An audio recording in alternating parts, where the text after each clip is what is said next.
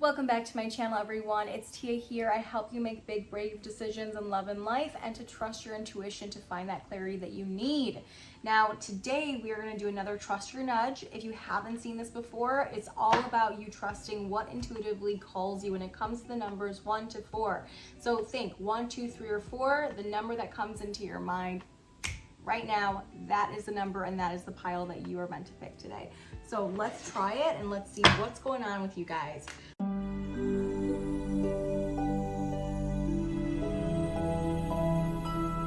So those of you who picked pile number 1, this reading is for you. All right, I got the Moon card, I got the 6 of Air card, I got the 5 of Water. You guys, your weekly guidance is this. Something's been coming up around a little bit of fear and a little bit of lack. So I'm getting a lot of scarcity here. This is kind of talking to me about that you're trying to decipher between what your intuitive feelings are versus what fear is coming up. 6 of Air is talking about you guys traveling and probably just needing almost like a change of view and perspective. This is saying that if you need that, to go ahead and take even a little mini trip or a day off where you're able to get some insight. 5 of Water is saying, this seems like a little bit of a disconnect between you and somebody else. This could mean a separation or a breakup. If you are already partnered, this could mean almost like thinking about even like not even a romantic partnership, but even like a business partnership that's not working out. Again, take it as it resonates for you. But 4 of Earth is saying, again, you're having some caution about really working with somebody or partnering with somebody in some way because it really hasn't proven in the past to be fruitful. It's saying like you're trying to make these good business decisions, but it's also saying you kind of go in between, is this smart money wise? It's almost saying really try to balance out what part of you is leading from the past and what is leading from the present. If this person that you are debating partnering with, or splitting with, if they themselves and you do not work out, it's okay. But if you're dealing with somebody new that you're trying to partner with and figure things out with, don't let the past be an indicator of this, right? It's okay to have some mindfulness around this, but you don't need to be totally disconnected or unsure and blame the present for what happened in the past with a different partner. Now, it's really good for you to go ahead and get some other perspective and really get into your own zone and not be influenced by outside energy. This is saying, again, get some new perspective, take a little trip, take a little time for yourself, get clear, and recognize, is this a past issue or a present issue? I want to just get some more clarifying messages for you here, pile number 1. Conflicted, infatuation, purifying. Again, this is really pointing to like you're overthinking, you're in your head about it, you're not, it's almost like you're focusing more on the fears around this than the actual truth around it. Really important for you to get by water, even taking a shower to clear your energy. This is saying like getting really clear is really important before you try and make any kind of decision. Don't come from a place of lack or fear, really come from a place of truth. How do you get to that truth? Don't surround yourself with people that have a lot of opinions. Don't try and look at the past and think that it's a main indicator for the future. Really look at this individual situation and person for what it is presently, and if in fact this is risky or it's your past that's dictating what feels risky to you. I hope that's making sense, pile number 1, okay? This is really important for you guys to find some clarity and not get wrapped up in other people's opinions right now. It's really important to go within. Don't let the past and other people dictate this, okay? All right, pile number 2. My guides and angels, any messages for those who picked pile number 2? The Lovers, 4 of Air, 2 of Fire, and the Emperor. Okay, if you picked pile number 2, this is really interesting. So this is kind of talking about a relationship dynamic, and again, it's kind of showing me more so in the business front, right? So it's not so much a personal relationship as more of a relationship that can feel like a business partnership or a mentorship of some kind. This could literally mean your colleague, business partner, or even your boss. This is talking about this dynamic actually triggering your inner child and making you feel some kind of way. It's saying that there may be a part of you that actually wants to take some space and time alone, and you're almost hermiting away from this because it's making you feel not good enough. So it's kind of saying, look, like this person seems to be somebody who does expect a lot from you, but is also here to mentor you and partner with you.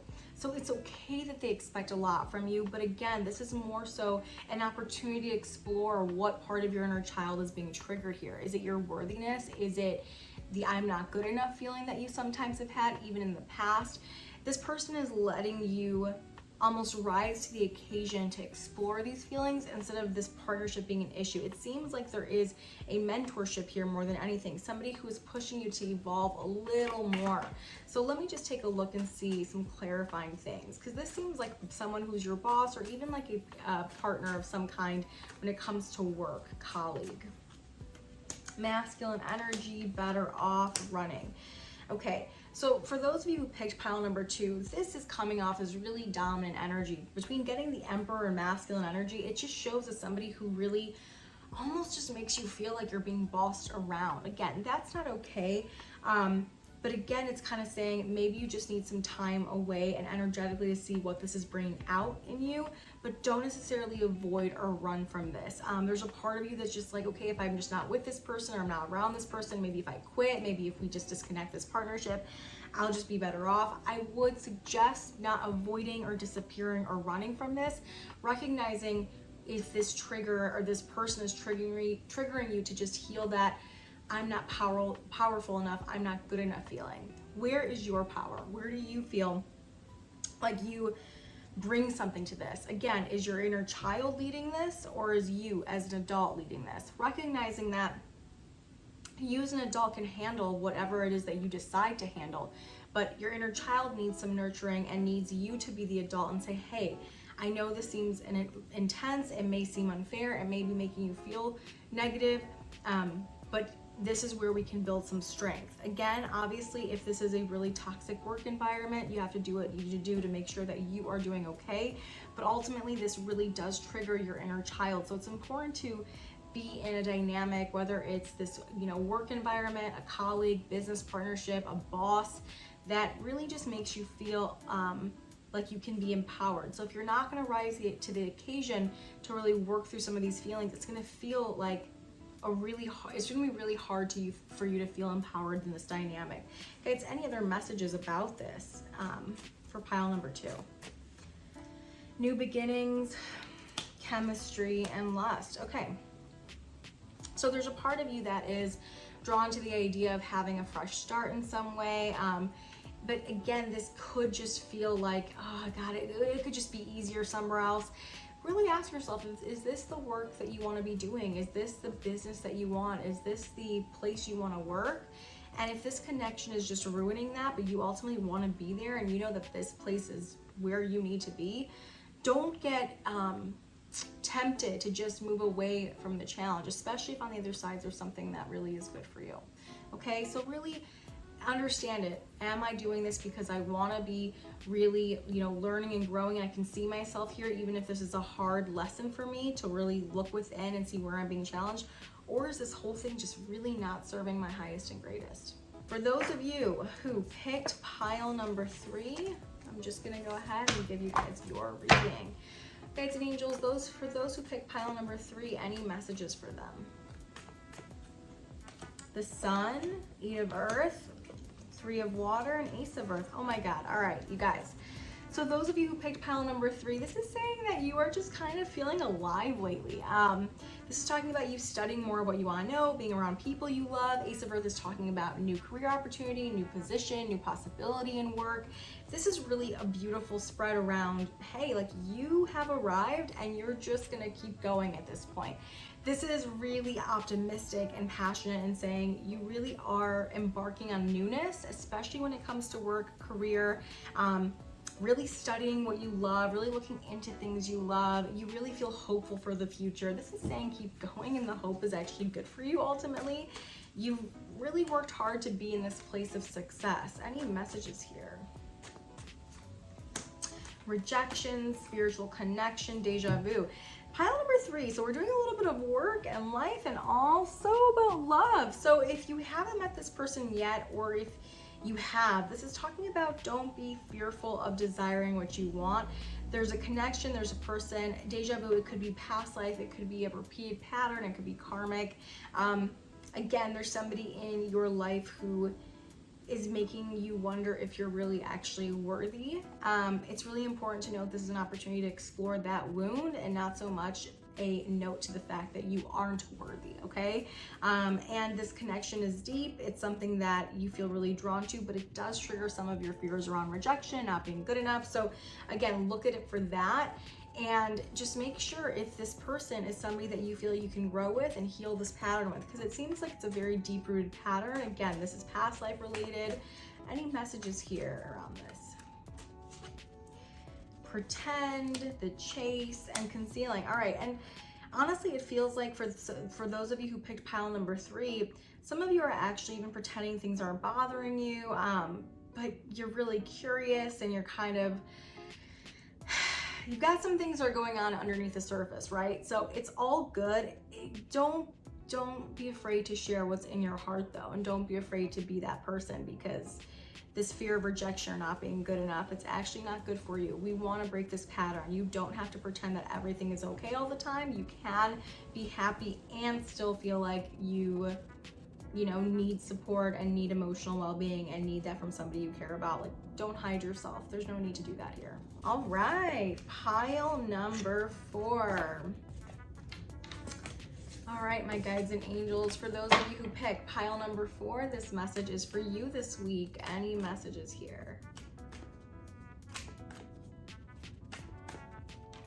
The Hermit, the Renewal card, 10 of Water, 6 of Earth. All right, you guys, for those of you who picked pile number 4, the Hermit card is all about you going within and having space for yourself. Renewal is talking about a relationship that really is shifting you to the next direction of your life. 10 of Water is also saying, like, you guys getting closer, possibly building a family, possibly honoring each other and in a family dynamic. And then 6 of Earth is talking about where you want to put your time and energy. Again, you seem to have some limited energetic resources right now. So part of you, in one sense, really just wants to go within and take this relationship an opportunity to heal some of the things that are coming up, get clear about who you are, what you want, and so you can build this relationship and then know where you want to put your time and energy. It's okay. You don't have to be doing 100 things and, being career oriented only. Like, sometimes the internal work is the hardest work in this lifetime, and you doing it within this partnership is incredibly healing. Guys, any messages for pile number 4 they need to hear about this? Clarity, pretend, and the chase. Honestly, it's saying you seeking the truth, you wanting this time alone and within this partnership, and to almost withdraw a little bit, right? It's just because you're trying to find your truth. You don't need to pretend to be okay all the time. Nobody's asking you to do that. When I get the chase, it means like there's a part of you that's so used to kind of going and going and going for things. It's saying it's okay if you don't want to be doing that right now.